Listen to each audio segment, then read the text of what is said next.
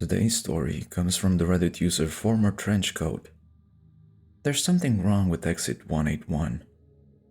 I had always liked driving alone at night. It gave me time to think. Or to not think, if I choose to. Because of my love for driving, the midnight trip home was one of my favorite parts about going to see my family. The drive was about an hour long, which was long enough for me to unwind, but short enough to not feel exhausting. Call me old-fashioned, but I really enjoyed listening to the radio while I drove as well. I'd tune into whatever the local station happened to be playing as I zoned out while watching the reflective yellow lines on the road pass rapidly by. There often was but a handful of cars driving along this stretch of road so late at night, and this gave me a sense of solitude, but I liked it. It was meditative in a way. One night, when I was returning home from a visit with the folks, I was enjoying the trip the same as I always had. The skies were almost completely dark, with just a thin sliver of moon and scattered stars peeking through the black. The radio was playing some old jazz song, and there wasn't a single soul sharing the road with me. It was peaceful. But just as I was sighing in contentment, the smooth and calming sounds of the jazz radio abruptly cut off into a static roar. "Oh shit," I hissed to myself as my hands quickly shot to the radio to turn it down. I now sighed in frustration, annoyed that my peace had been broken so suddenly. After messing with the dial for a moment and failing to get the radio signal back, I decided to pull out my phone and try to connect it with the car speakers so that I would still have something to listen to. But after rummaging through my jacket pocket in search of the device, I at last pulled it out only to find out that the battery had died. I had a bad habit of not keeping the thing charged, and now it was biting me in the ass. Well, guess I'm screwed if I get in a wreck. I jabbed at myself, irritated that I hadn't thought enough to charge it at my family's place. With little other choice, I accepted that the remainder of my trip would be one without music to keep me company. After a few minutes, I became curious to exactly how much of the drive I had left. I checked the clock to see, and it read 12:34. Remembering leaving my parents' house just a bit after midnight, I concluded that there was a half an hour left before I would arrive home. Sighing deeply in frustration again, I resigned myself to focus on the road ahead of me. The painted yellow lines of the road crawled quickly into view of my headlights and underneath the hood of my car. I watched them carefully for a while, my mind struggling to remain focused, when finally lifting my gaze back up from the road, an old feeling of anxiety came over me. Maybe it was just a lack of music to occupy my thoughts, but I couldn't help feel like the darkness that engulfed my vehicle was a little too thick. I wasn't able to make out any of the usual trees or landscape that surrounded the highway, nor could I see the stars in the sky. I thought back to when I'd started my journey home and distinctly remembered admiring the pinpricks of light when I first got on the highway. But I do not recall seeing any clouds or oncoming storm that would otherwise block them from view now. The feeling gnawed at my psyche for a bit, but I shook it off as best as possible. I told myself there was nothing to worry about. Soon, I'd arrive at my exit, and not long after that I'll be home. Checking the time again, I furrowed my brow in confusion. The clock still read 12:34. That was strange. I knew it had been at least a few minutes since I'd last checked. Oh, great, I said to myself. Now even the clock is broken. Still, I didn't think much of this at the time, knowing I probably only had about 10 minutes or so left on the highway before my exit. I decided I would worry about recalibrating the clock when I got home. With no other choice, I continued driving like nothing was wrong, ignoring the creeping feeling that was still working up its way down my spine. More time passed, and I find myself glancing towards the edge of the road for a sign. I didn't normally pay much attention to the exits prior to my own, but I couldn't remember even seeing a single sign for quite a while now. Still, I kept onward, trying to convince myself that I was just tired and I was misjudging the amount of time that had gone by. Finally, after what felt like over half an hour, I saw a sign approaching in the distance. As I got closer, I could see that there was a large green sign that read, "Exit 181, 1 mile." I sighed in relief, knowing that meant I was almost close to my exit, exit 182. Just a couple more miles and I'd be nearly home. After a minute or so, another sign came into view with the road that spanned right off the highway. Exit 181, next right, it read. I passed it by, unthinking, my leg beginning to shake as the anxiety that had been chewing at the edges of my mind became harder to ignore. Then a moment later, another sign approached from a distance. A little reassured, I slowed down a bit in preparation to get off the highway. But as I got close enough to read the sign, I found myself feeling confused rather than relieved. The sign read, Exit 181, 1 mile. Speeding past the sign, my sense of anxiety began morphing into one of dread. I could have sworn I've already seen and passed exit 181. So how was it possible that I'd passed it again? Before my panic would rise to a peak, I steeled myself and decided I must have just misread the previous sign. So this time, when I passed the sign reading exit 181, next right, I made sure to read the numbers carefully so that I was certain that it was 181. It was, indeed, I was sure of it. So as the next identical green sign came into my view only a moment later, the words, "What the fuck?" escaped my lips in the form of a scared whimper. I slammed on my brakes, my tires making an obnoxious screech against the road as they burned rubber. Sitting there on the middle of the highway, I stared up at the sign for what I was certain by now was the third time. The metal shook slightly from the wind as it towered over me, returning my confused phrase with words of its own.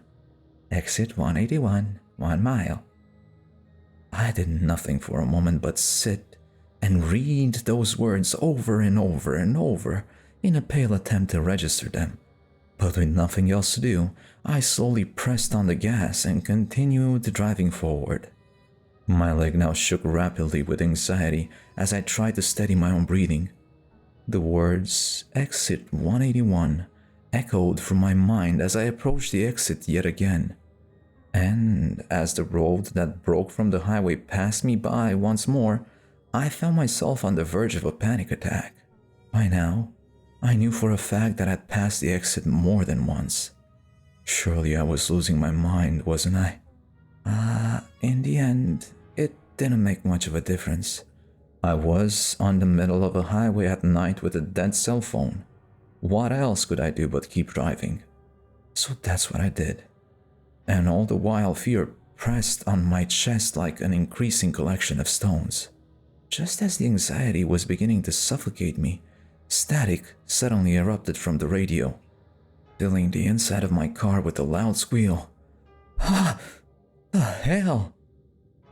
I yelled as my hands instinctively reached for the volume dial again. But just as I touched it, the static on the radio was replaced with a voice. I listened for a few seconds as the gargled speech became more clear. Thank you, dear listener, for joining us on this beautiful evening. Were the first words that I could make out. I listened on. If you're just joining us, we've got a great collection of classics coming up. But first, a word from our sponsors. It's a beautiful place filled with beautiful people. I didn't think there was a place on earth more lovely. If you're looking for a great old-fashioned community with like-minded folks, come down and visit us sometime here in Bzzz. It sounded like the radio was trying to sell some kind of tourism attraction or town. But each time the name was said, a static burst through the speakers. The radio DJ continued. Just take exit 181 and enjoy our community. Now back to the music. As if on cue, a familiar sign came into view. No, no, no! I yelled in frustration as the words etched upon it were the same ones echoed on the radio. Exit 181, 1 mile. What the fuck is going on? I yelled, slamming my hands into the steering wheel in anger and panic. Now this fucking radio wants me to take the exit. Well, hell no. Where's my exit? Where's exit 182? I screamed at the radio, half expecting a response, but only static buzzed in response to my angry questioning. Becoming frantic, I pressed down on the gas pedal, accelerating well beyond the speed limit as I stared daggers at exit 181 when passing it by again. I looked out at the endless stretch of blackness that lay beyond my headlights, grinding my teeth as I did so. No matter how much I tried to rationalize the situation, it seemed impossible. I had never experienced any sort of psychotic break before, but it was the only reasonable explanation. As I tried to keep my heart rate under control, a loud buzzing screamed through the speakers in my car, and once more I heard the DJ's radio blare through my four-wheeled prison. Unlike the cheery persona from before, however, the tone of his voice had a darkness to it. Gone was the cheerful and inviting persona that had invited me to his home, and in its place was something I could only describe as malevolent. He didn't say anything directly violent, but I could feel the threat at the end of each word as it hissed through the speakers. You want to come to Gzz. It's the happiest place in the world. The sun is always shining here, and the people are always smiling. So make the right choice. Take exit 181. His last words were slow and deliberate, resembling more of a demand than a request, and I couldn't shake the feeling that he was talking to me directly. A chill ran up my spine at the thought. But that couldn't be possible, could it? Then again, how was any of this possible?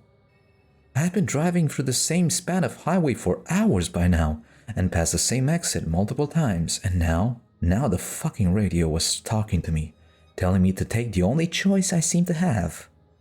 But I've got the feeling that this town I was being coerced to visit wasn't as friendly as the DJ made it sound.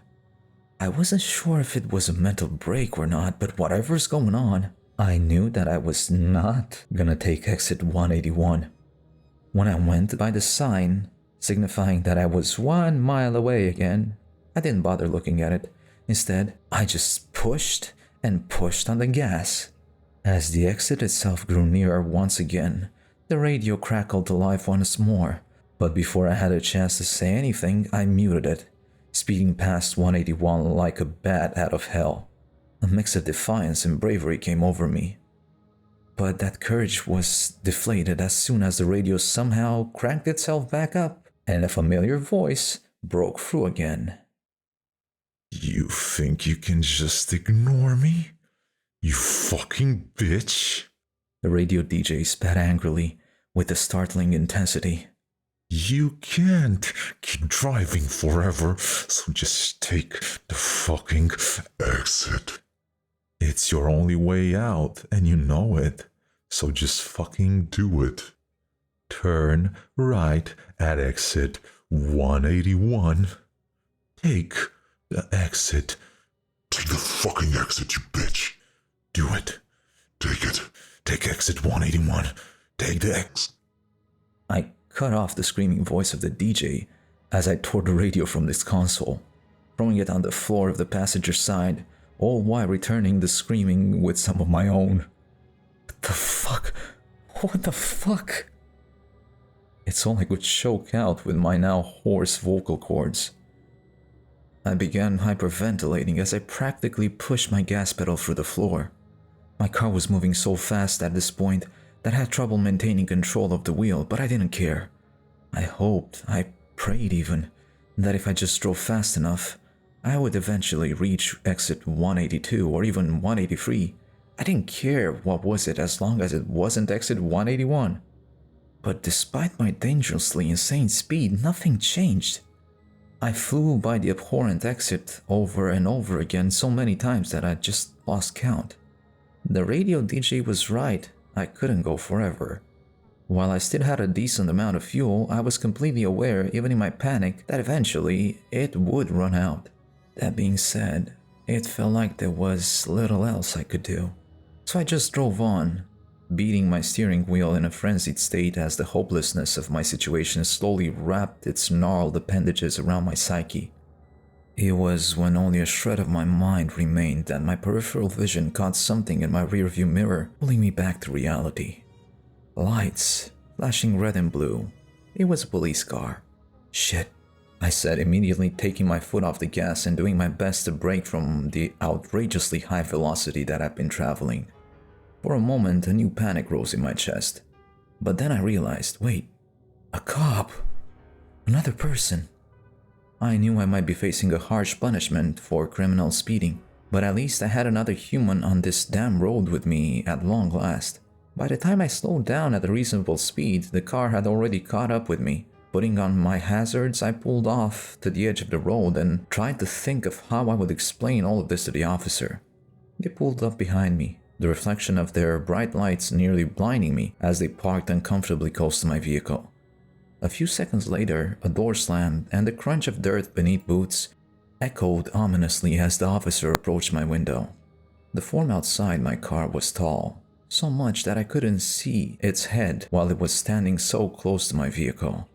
I sat staring vacantly for a moment, wondering if it was safe before they began tapping at my window to get my attention. Quickly snapping back to reality, I rolled my window down so I could speak to them, and the deep voice of a man broke through the chilly night air. "Ma'am, do you have any idea how fast you were going?" the officer asked in an intimidating tone. I swallowed my tears and did my best to respond. "Officer, I'm sorry, but something really weird is happening," I began, but I was cut off. "License and registration, please," he said sternly. I began going through my glove compartment in search of the requested documents, but continued trying to explain myself as I did. "Yes, sir, but please, you have to listen to me. I've been stuck on this stretch of highway for hours," I said, trying not to sound too exasperated. "Going that speed, lady, you'd better explain yourself," he responded incredulously. "No, you don't understand," I tried to reason. "I keep passing the same exit over and over again." "Ma'am, what the hell are you talking about? Have you been drinking tonight?" he asked accusingly. "No, I've been stuck in some sort of loop, driving by the same exit repeatedly. I can't get to my exit. It's like something is trying to keep me from my exit." Sure. What exit did you say you were trying to get to?" he asked in an almost mocking tone. "Exit 182, I replied. "Exit 182? He asked. "Well, that's your problem, ma'am. You're going to the wrong place." I stopped, looking back at his gaunt, towering form in confusion. "What do you mean?" I asked, paranoia beginning to choke me once more. He slowly bent down, his impossibly tall form collapsing like a skyscraper as he brought his face to my level to meet my petrified gaze. I let out an involuntary gasp as what I previously thought to be a man stared at me with a rabid expression. The thing's features were awful. It was like some animal had ripped the flesh from a human male and adorned their face like a cheap Halloween costume. The skin stretched and wrapped in horrible ways around the bony, bulbous structure beneath it. Its eyes were too big for the holes of the mask, and the sockets tore and contorted around the bulging, sickly yellow sclera. But worst of all were the teeth, large and jagged like that of an anglerfish. They shredded through the meat that surrounded the false lips of the thing, causing the pink flesh to smack together grotesquely as the twisted, mangling thing pretending to be a human spoke once more. "There's only one place for you to go, ma'am. Exit 181. A scream of abject terror escaped my lips as the engine of my car simultaneously screeched to life. I pulled away from the monstrosity as fast as I could, my foot putting the pedal to the metal and leaving a cloud of dust in my wake. "Oh fuck, holy shit, what the fuck?" I yelled in panic, pounding the steering wheel hard with my fists as each word scratched its way painfully out of my throat. My vehicle roared down the black stretch of highway at over 100 miles per hour. Its dated engine spluttered and shook, rattling the frame of my car violently. I had just started to let up on the gas when something caught my eye in the rearview mirror again. The red and blue lights were back and quickly began catching up to me. I began hyperventilating as the realization hit me. That imposter was chasing me, and it wouldn't be long before it caught up with my old junker of a vehicle. Immediately I pressed my foot hard against the gas pedal again. like I was trying to push it through the floor. I watched as the speedometer crept back to over 100 at a tortuously slow rate. My heart pounded in my chest as I looked back in the mirror to see the lights getting closer. Damn it, go faster, you piece of shit! I screamed at my car. The engine began to rattle again, but I couldn't care less. My foot remained planted on the gas even as the steering wheel became difficult to control. As I desperately tried to increase the distance between myself and the false police officer, I glanced frantically at each road sign as I accelerated past them. Exit 181, 1 mile, exit 181, next right, exit 181, 1 mile, exit 181, next right. It kept on going like that. Each time I read the words, my anxiety rose higher and higher until I wanted to scream.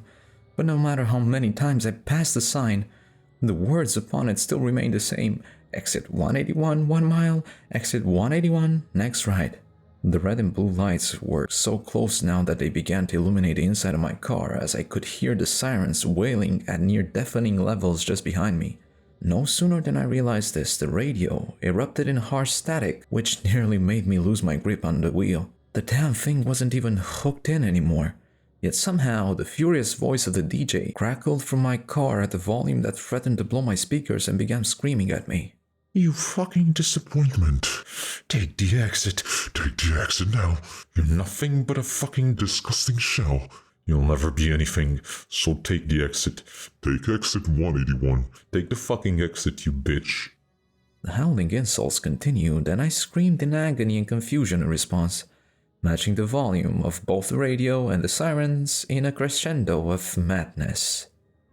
Suddenly my cries caught in my throat as the red and blue police lights became visible in my side mirror. With horror, my head twisted at a nearly bone-snapping speed to see the imposter's car was now tearing down the road in the left lane. Its front tires even with my own.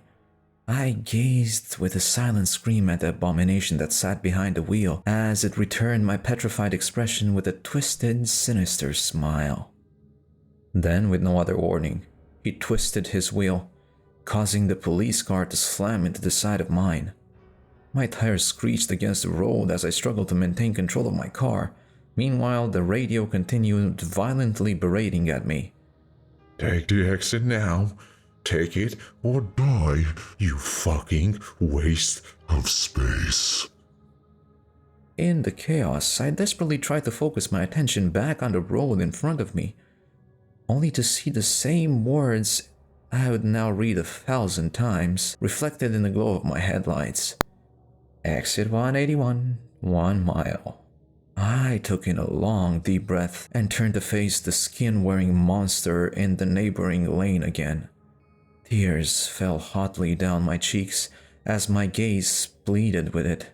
The creature, still smiling through the torn flesh of its human mask, nodded slowly and expectantly at me. It knew as well as I did that there was only one way to go. Removing my foot from the gas, I began to slow down, and so did the imposter officer. I returned my attention back to the endless road that stretched in front of me. The abyss that surrounded my headlights remained as thick as ever as the small, dim reflection of green became slowly visible in the distance. Tears and snot continued to fall down my face as I prepared myself for whatever exit 181 had in store for me. I didn't understand what this was, but it was obvious to me at this point that no matter how long I drove forward, there was only exit 181 awaiting me. Wait a second, I said to myself as a thought occurred to me. I looked around my vehicle to observe my surroundings more deeply. All that lay in front of me was the same stretch of road, but I couldn't actually see anything but the same black fog that sat at the side of the highway until my headlights illuminated the space. Was it possible that I wasn't just driving through some abyss?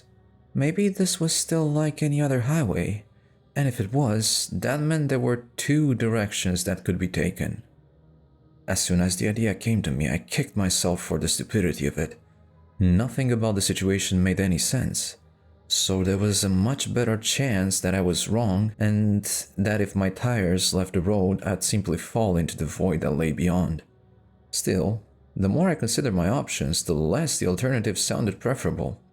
If it was between spending my life with abominations like the one in the police car and simply floating in the void until starvation took me, it wasn't a difficult choice. I wasn't going to do what these monsters wanted. I wasn't going to go where the signs wanted me to. If I was going out, I decided it would be on my own terms. Looking at the sign as it grew nearer, I furrowed my brow in resolve.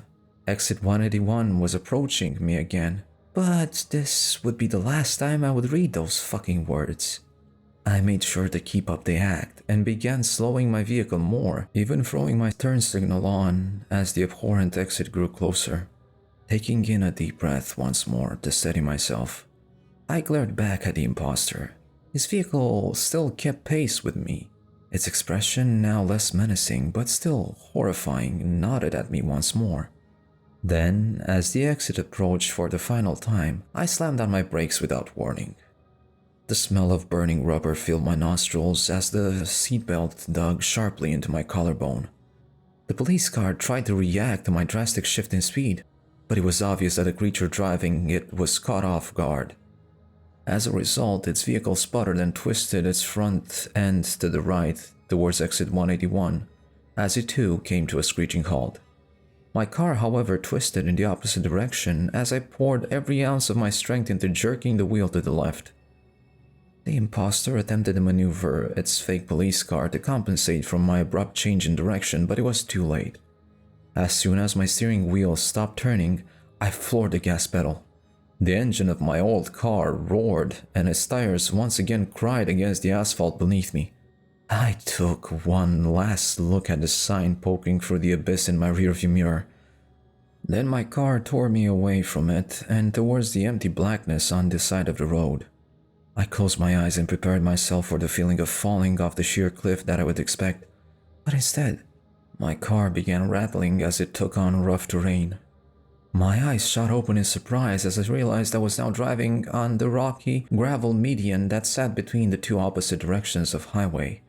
I gripped the wheel hard, bracing from the bumpy earth below. After just a few seconds, more asphalt became illuminated in my headlights, and I twisted my wheel to the left as my tires bumped back on the road. Without thinking, I immediately floored the gas pedal, now racing down the highway in the opposite direction of where I've left the false police officer. The radio crackled with more screaming at a moment. Where do you think you're going? Get back! And then suddenly cut off, leaving a heavy silence in its wake. I looked back in my rearview mirror expecting to see the sirens chasing me, but there was nothing but an empty stretch of road behind me. As I searched my surroundings for any sign of the imposter, I slowly began to recognize them. Gone was the empty darkness that had previously swallowed what lay beyond the edges of the road. In its wake were trees, grass, and distant mountains. Turning my gaze to the sky, I saw the sliver of moon hanging in its center, surrounded by stars which dimly illuminated the landscape around me. Confused and still on edge, I let out a shaky breath. But only a moment later, a familiar sign could be seen coming up in the distance. My heart rate immediately shot in my throat as I approached it, feeling on the verge of another panic attack. Despite my returning fear, I had dared to read the words painted upon the metallic green plate. Exit 182, 1 mile. My eyes welled up in relief. Somehow, some way, I was free. I had escaped whatever nightmare loop I'd been stuck in for hours. When the exit approached, exit 182, I hesitated for just a second, being out of energy and nearly out of gas. However, I made the decision to take the exit. To my great relief, every road from then on was the same, completely normal one. And only a few minutes after exiting the highway, I found myself sitting in front of my home. It was weeks after that before I got back behind the steering wheel. I even made some excuses with my job so they would let me telework for a while. It wasn't until a few months later that I finally struck up the courage to go and visit my family again. When I did, I took the long way to get there in order to avoid the highway. And now I make sure to always drive back home before dark. In fact, I never drive on that stretch of highway anymore or at night when I can help it. I've since developed an anxiety disorder related to driving. My therapist and medication helped me cope, but I still hate driving with every ounce of my being. I don't think I'll ever truly understand what happened to me, and I don't think I actually want to. All I know is that I'll never take that stretch of highway again, and no matter where I go, I will never take exit 181. The end. This has been Gray Stories. I hope you liked them. Good night.